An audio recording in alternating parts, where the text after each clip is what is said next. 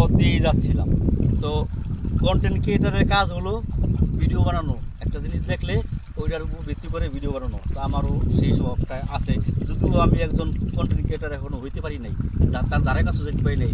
যদি content creator যদি হইতে পারতাম হয়তো আমি ভাইরাল হইতাম। আর যদি ভাগ্যে থাকে যে একদিন ভাইরাল হইতেও পারি আপনাদের ভালোবাসা পেলে। যাই হোক, একটা ইরিদান খ্যাত আল্লাহ তাআলার অশেষ একটা নিয়ামত, যা খেয়ে আমরা বেঁচে থাকি। সেই ইরিদান খেতে আসলাম।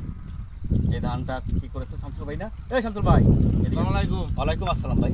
এই খেত কি আপনার? আলহামদুলিল্লাহ আমারই কতটুকু জমি করছে? 4 ঘন্টা জমি।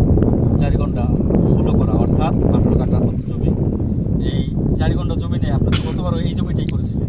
হ্যাঁ, তো এই জমি নিয়ে কত মন ধান পেয়েছিলেন গতবার? এই 25 থেকে 26 মণ 25 থেকে 26 মন ধান এরকম পাওয়া যায়। তিনি পেয়েছেন এই 4 ঘন্টা জমিতে। অর্থাৎ এই 4 ঘন্টা জমিতে 25-26 মন ধান আপনি তো খান, তো বিক্রি করেন না, না না, তার খাওয়ার জন্য। খাওয়ার জন্য। অর্থাৎ কত দিনের ভাত হয় আপনার ঘরে? 6-7 মাস খাওয়া যায় আর কি। তো এই 25 মন ধান তার 6 থেকে 7 মাসের ভাত, চাল কিনা লাগে না, এই 4 ঘন্টা জমি থেকেই চলে আসে। তো কৃষিকাজ করে যদি ঘরের ভাত থাকে তাহলে কৃষকের কোনো সমস্যা নেই। এর কারণ হইল ঘরে ভাত আছে তো সব আছে, চাল ওই আল। যদি আপনার ঘরে চাল না থাকে, 1 দিন 2 দিন আল ঘরের ভিতরে লাগিয়ে যাবো। এই জন্য অবশ্য ধানের ফলন ভালো ভাই। ধানের ফলন ভালো। ভালো পাম।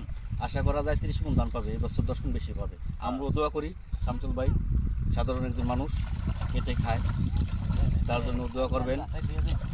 আল্লাহ হাফেজ।